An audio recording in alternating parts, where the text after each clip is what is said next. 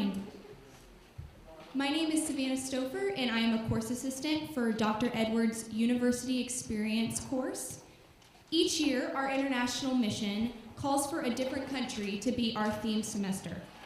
This semester at MSSU, our theme is Spain, so all of our UE classes read Only in Spain by Nellie Bennett, today's honored guest speaker.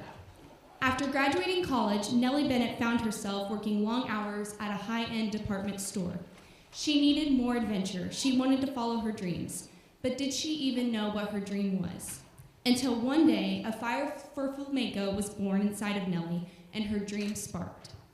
Soon after taking her first few flamenco lessons, she worked hard and saved her money to travel to several places to study flamenco, where she learned about passion, love, life, and ultimately herself. Nellie Bennett's novel of her traveling tale, Only in Spain, is a fire-hot, foot-stomping memoir about what happens when you follow your dreams and run away with the gypsies. Personally, Nellie Bennett was inspiring. Her story showed me that it's okay to have larger-than-life dreams, and though everything may not go according to plan, it doesn't mean you aren't exactly where you need to be in life. This novel was great for our UE students because everyone on some level can connect with Nellie and her amazing courage, determination, and passion, and the sacrifices that she made to follow her dreams. Ladies and gentlemen, please welcome Nellie Bennett.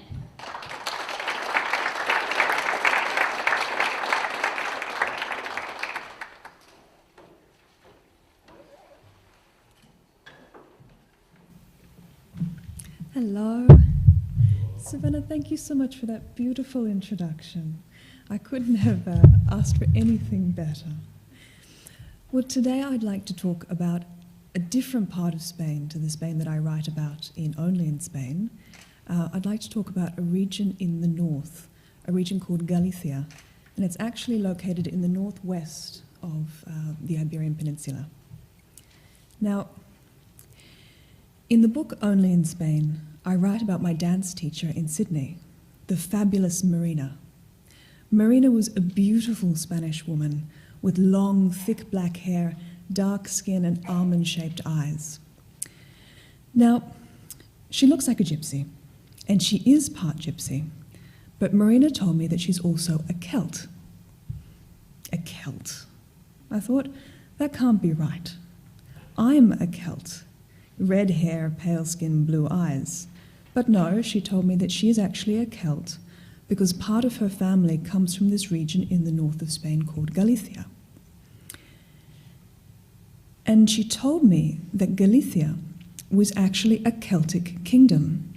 And that's because it had been inhabited by a tribe called the Galician from around the 8th century BC.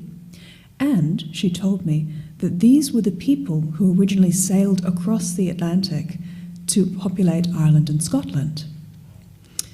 Now, I thought this was a strange story. I hadn't heard it before, and to be perfectly honest, at the time, I wasn't really that interested. I was traveling to Spain because I wanted to live the flamenco adventure, and I was only interested in hearing stories about fabulous, famous flamenco dancers. I wanted to know about life in Madrid. But at that time, Marina told me, in fact, she prophesied that one day I would travel to Galicia because she said that's where my roots are. And no matter where we go in this world, our roots will always call us back. So, forgetting all of this, I traveled to Spain to dance flamenco. My head was full of dreams of sun-drenched streets, red wine under fragrant orange trees. I wanted to live that dream. I wanted to act out my Mediterranean toma que toma fantasy. I wanted to marry a bullfighter, as you do only in Spain. But when I was preparing to write my final draft of Only in Spain, I remembered these old stories that Marina had told me about this region. And I remembered that she told me that she had bought an old farmhouse in a place called Cabo da Vila.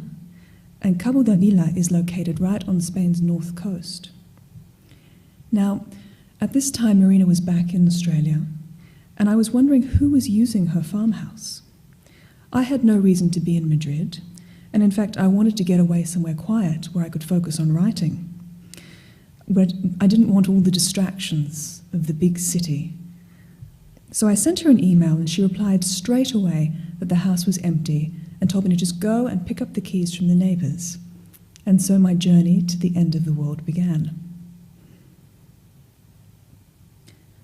Often, as travellers, we want to learn a bit about the history of a place before going, because we feel that that's going to give us a richer experience. But there are some times, and it happens very, very rarely, where actually by travelling to a place, we step into its history. Now, this has not happened to me very many times, but it happened to me in Galicia. Now, Galicia, as I said, is a very remote region in the northwest part of the country. It is a desolate, windswept place, perpetually swathed in mist. Most of the year, it rains, and for that reason it has a lush, verdant, hilly landscape with craggy cliffs that makes it look much more like Ireland and Scotland than Spain. The countryside is dotted with little grey stone houses with dark slate roofs that have an almost spectral appearance in the fog.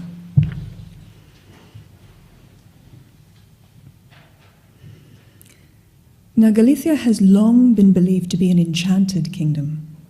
The Romans called it Finistare, which means the end of the earth. The Roman legions were afraid to cross the Lima River, which forms the western border to the region. The Lima River was known as the River of Amnesia because it was believed that those who crossed it would forget where they came from. And indeed, the Moors, who invaded Spain and held it for about 700 years, never actually conquered Galicia because they believed that the climate was so inhospitable that it wasn't worth the bother. Now, Cabo da Vila, where Marina had her house, was an aldea. An aldea is a word that I don't think we have a translation for in English. It's smaller than a village, but larger than a household, so in effect, it's a collection of houses, or in this case, of farms. Cabo da Vila was made up of 5 farms. Each one had an old stone house and a plot of land. Marina had told me that all of the inhabitants were quite elderly and that their children had moved to the city to study or to find work. So there was no one to keep animals anymore, but the people still maintained their traditional lifestyle. They still tended fruit trees, and they had crops of vegetables, and they lived off the land as much as they could. Even today, Galicia has a haunted aspect. It remains one of the most underdeveloped regions in Spain, and for that reason, traveling to Galicia is like traveling back in time. Now, getting to the historic end of the world is no picnic. The aldea I was traveling to was actually too small to be on any map. And when I pulled up the map of the region, I realized that where I was going to be was situated just slightly southwest of the infamous Coast of Death, which is this rugged stretch of coastline that claimed the lives of so many sailors and during the golden age of piracy. Now, I have a few accomplishments, but unfortunately, driving is not among them. And there are no taxis out in the Galician wilds. So what I had to do was I took a bus to the nearest town, and very luckily, the son of my 2 neighbours was actually staying in the town at that time, and he volunteered to pick up Marina's new lodger for her. So, as I stepped off the bus with my laptop, journal, and a very small suitcase into the freezing cold wind of a warm Galician spring morning, there he was waiting in a little white car to drive me to the big stone farmhouse that was situated at the top of a little road that would wind down to my new home. My new neighbours were called Isabel and Primitivo. In fact, they were my only neighbours. Cabo da Vila had changed since Marina had been there last. The rest of its residents had either died or moved away. Isabel was in her 60s. She was small but strong, with grey-haired, tanned complexion and sparkling eyes. She was dressed in traditional fashion, in a smock with an apron over the top, and these heavy wooden clogs that I immediately coveted. Her husband, Primitivo, was dressed like a farmer with a pair of green rubber gumboots and a plaid shirt. Primitivo, I would learn, was actually called El Asturiano, which means the Asturian, by everyone around. Now, the reason for this was because he wasn't actually born in Galicia. He was born in the neighboring region of Asturias, which is only about 30 miles away. Now, despite the fact that that was more than 60 years ago, he never managed to live it down. So he was always known as the Asturian. One thing that really surprised me when I met my new neighbours was how little Spanish they actually spoke. This was, after all, modern-day Spain. So I was really quite amazed to find out that there are still parts of the country where Spanish is not widely spoken. I thought what they were speaking was the Galician language Gallego. I was wrong there too. What they were actually speaking was Cabo da Vila, which is a dialect that had been developed in those 5 houses. Isabel took a giant iron key, it was probably about that big, and she walked me down the road to my new home. The gravel crunched under our feet, disturbing the still quiet evening.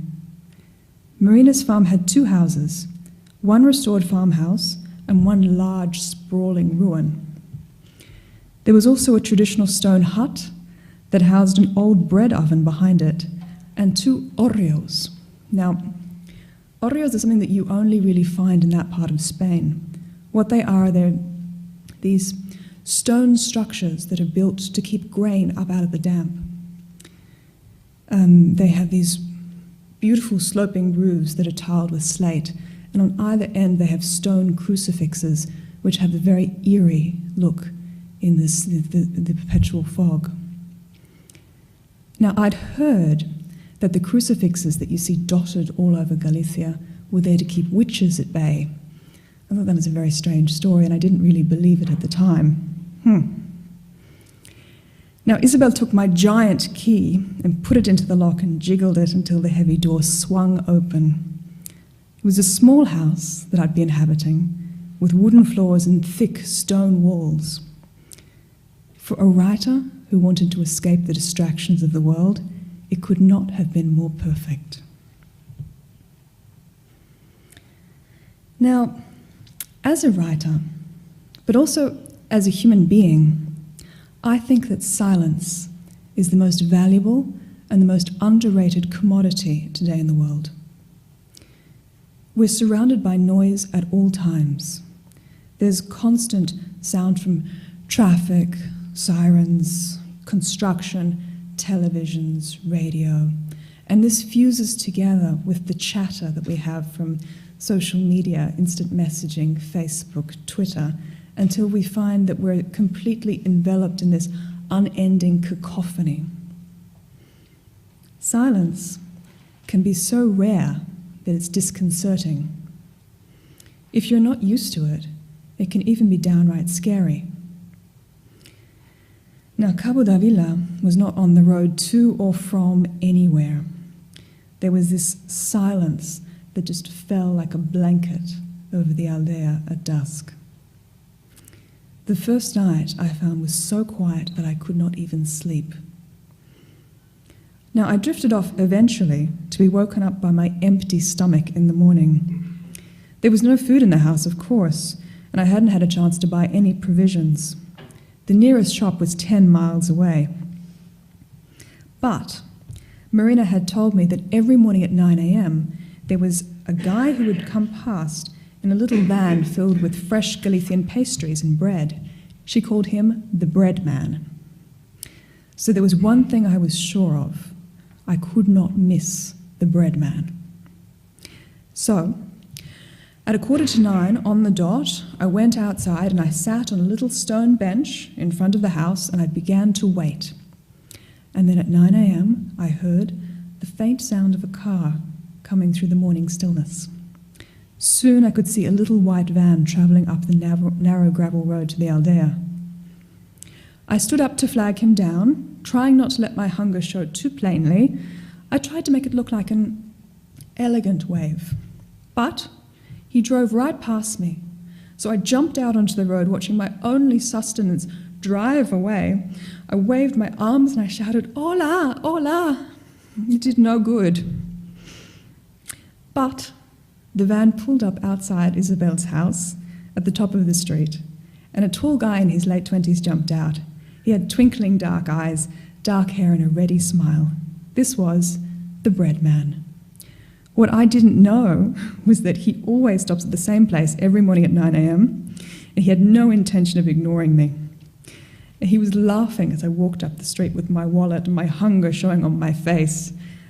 But my embarrassment was forgotten when he threw open the back doors of the van to reveal trays of fresh bread, croissants, empanadas, incredible food. Now, you guys have probably heard of an empanada, but it's probably a bit different to what I'm talking about. In Galicia, they have an empanada which is a specialty, a local specialty. You have 2 sheets of puff pastry, and in the middle, different fillings. So you'll have maybe tuna cooked in tomato, or octopus, or apple. Absolutely divine. Now, my stomach was rumbling, so I bought what was called a roscon of bread, which is a piece of bread like that, and a big slab of tuna empanada, all for €3, about $3. Now, as he was pulling away, Isabel told me that because it's a Monday, I would also be receiving a visit from the fish lady. And don't worry, Isabel said with a bit of a giggle, she will honk her horn. One thing I will say is that Galician bread is the best bread in the whole world. I'm a bread person. I could live on bread and butter and wine. But I've never had bread that compares to Galician bread. Now, it's hard to define exactly what it is that makes it so good. Perhaps it's the thickness of the crust that makes it just crack open as you break it.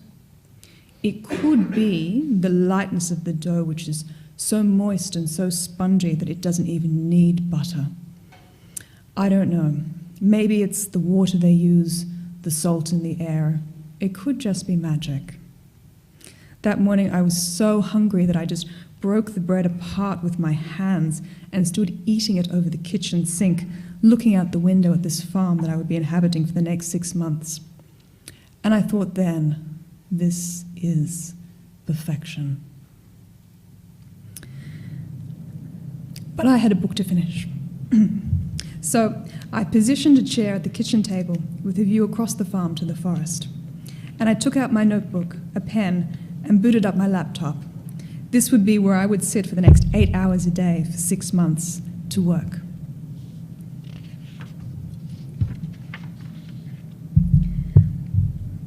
Writing is a wonderful occupation. There's nothing like playing with words and teasing out a narrative that is uniquely your own. The blank page can be your best friend. It can be your confidant, the recipient of all of your hopes, dreams, anxieties, fears. On a good day, maybe a little bit of wisdom. But it's also a very lonely business, because the blank page can also be your worst enemy, because it's always there, waiting to be filled, taunting you with its emptiness. And the only person who can put words on that page is you, and that makes it a very lonely business.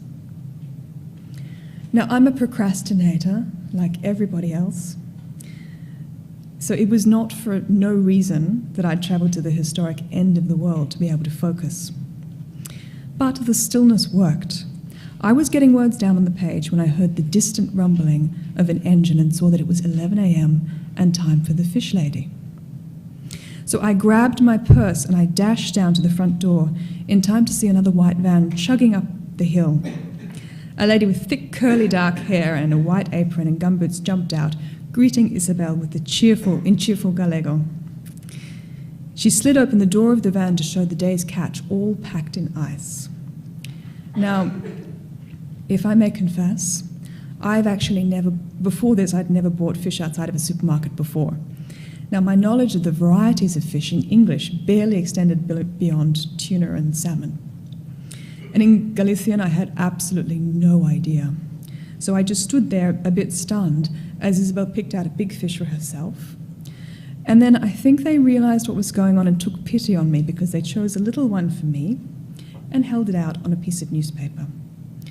Now, again, I think they saw my hesitation because Isabel just reached a hand into her apron pocket, pulled out a knife, slit it open, pulled the guts out and the backbone, and threw it out onto the street. A stray cat leapt out from nowhere, devoured it, and they wrapped the fish up and gave it to me for €1. Ole. As the fish lady drove away, Isabel beckoned me to follow her into her farmhouse. She led me inside, dropping her fish on the bench as she went. Her house was simply decorated with traditional blue and white Galician ceramics. We climbed up 2 flights of stairs into the attic. The attic was a dark space, wooden floored, with exposed beams reaching an apex in the center. Spread out across the floor were potatoes, and hanging from the rafters were pods of broad beans. Now this was their harvest. Isabel explained to me that the broad beans were hanging so they could dry out, and the potatoes were stored there because they needed someplace cool and dark to last throughout the year. I realized at that moment that I was being allowed a very special glimpse into a world that so few people had been allowed to see.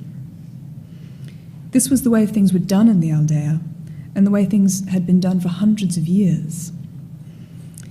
The years were still marked by the seasonal harvest, and though it was produced by back-breaking labor, Isabel was giving me as much as I could carry.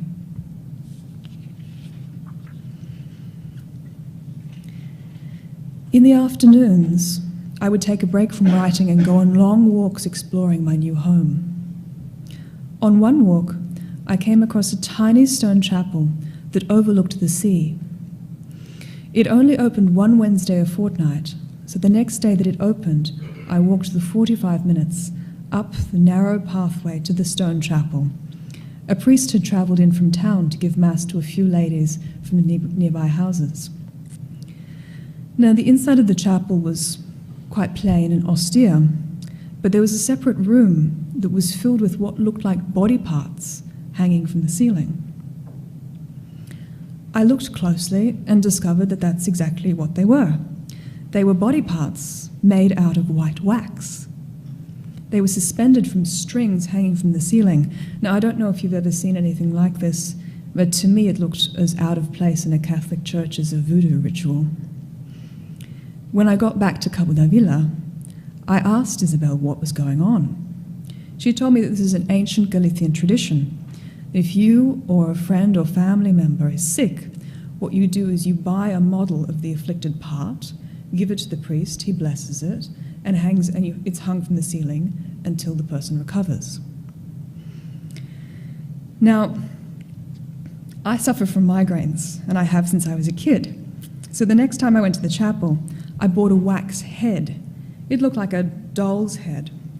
And I gave it to the priest to bless, and it was hung from the ceiling. So I know that there is no scientific way that a blessed wax model can actually cure me of a headache. But in Galicia, everything just feels magic. So, to be honest, I thought it was going to work. Unfortunately, though, I still get migraines. So a 10-minute walk up another country road led me to a different aldea called Schwantes. This one was a little bit bigger than Cabo da Vila, and it had an old stone church. I walked past it one morning and saw crowds of people congregated outside with their arms filled with cut branches. Isabel saw me and she scolded me for not having any branches. She gave me half of the olive branches that she was carrying and told me that we were waiting for the priest to arrive. Now again, I don't know if you do this here, we don't do it in Australia, But in Galicia, on Palm Sunday, the priest comes and he shakes holy water over the branches and blesses them. Then, as Isabel explained, the branches, you keep them to protect yourself from the megas. Megas are Galician witches who inhabit the forests. I'd heard the odd whispered story about them since arriving in Spain. But of course, I didn't really believe in them. But I could tell from the gravity of Isabel's expression that she was taking it extremely seriously. What I had to do, she told me, was I had to take a piece of each branch and tie them over all the entrances to the house, doors and windows. And this would keep me safe from witches during the nights. Now, I was tempted to ask her what the megas would do if they got in, but I was living in a house completely alone at the end of the world, and to be honest, I don't think I really wanted to know. I was just happy to do what she told me. And after she told me this story, I started to notice that other houses, even shops and restaurants in the local village, all had the Palm Sunday leaves over their doors and windows. It seemed so extraordinary to me that there could be such a widespread belief in witchcraft in such a Catholic country. But perhaps they knew something that I didn't. Now, I believe I could have lived quite happily at Cabo de Vila with just the bread man and the fish lady. But, unfortunately, there was no wine man, so I had to travel into town. Now, there was one weekly bus that took us into town, to the nearest town, which was called Chauvet. It only went every Wednesday for the local produce market. So, I travelled in with the locals that are coming Wednesday at 9 a.m. Chauvet is a small town with a couple of bars and a restaurant that served traditional Galician fare like fresh fish, octopus, that kind of thing. Now, despite the fact this is a very poor region of Spain, the council must have been given a lot of money because they had this huge, bright, shiny cultural centre with the most extraordinary library. The entrance to the library was lined with cabinets, which all held what looked like sporting trophies.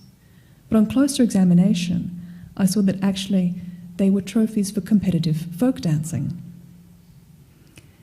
Galician folk dancing is just like Irish folk dancing. They wear the traditional costumes and they keep their upper bodies still, and they do the intricate footwork just like you see in river dance. And just like in Ireland, the people all get together and compete in these regional contests. Now, the entire top floor of the library was dedicated to Galician history and cultural scholarship. So I started to learn about the history of this place I'd found myself in. There were books on druids, who were the ancient Celtic spiritual guides and soothsayers. There were books on Celtic tribal customs and their fusion into Christianity when it came in the 5th century. There were books on pirates who once ravaged ships who strayed into Galician waters. The more I delved into Galician history, the more I realised how close it is to Ireland and Scotland. I came to realise that, in fact, Marina had been right. I'd always thought that I was of Irish blood, but perhaps I was actually of Galician descent. Now, that would certainly explain a lot. It would explain the way my heart leaps, even now, at the sight of a misty Galician hillside, the way I yearn for the sound of the wind whistling through the forest on an otherwise silent night. And it would explain why I never wanted to leave the Enchanted Kingdom, and why even now I long to go back. At the end of my 6 months, I finished writing only in Spain. The manuscript went off to the Sydney publisher, and I realized with tremendous sadness that this time in my life had come to an end. It was time to repack my bag and to say goodbye to the farmhouse that had been my sanctuary. This meant that I had to say goodbye to the silence, goodbye to the bread man, goodbye to the fish lady, goodbye to the little red fox that would skulk under my window every night. And I would have to say goodbye to Isabel and Primitivo. Primitivo, or as they still called him, El Asturiano, almost wept when I told him that I was leaving, because I was going on to a new adventure, but for them it was one more step towards the inevitable death of the aldea. The aldea had once been a busy, productive community of working farms and families, and now, once again, they would be the only ones left. There's no one left in Cabo de Vila anymore. A year after I left, Isabel passed away. Primitivo moved into town with his son. Their farmhouse may one day become just another one of the ruins that dot the Galician hillside.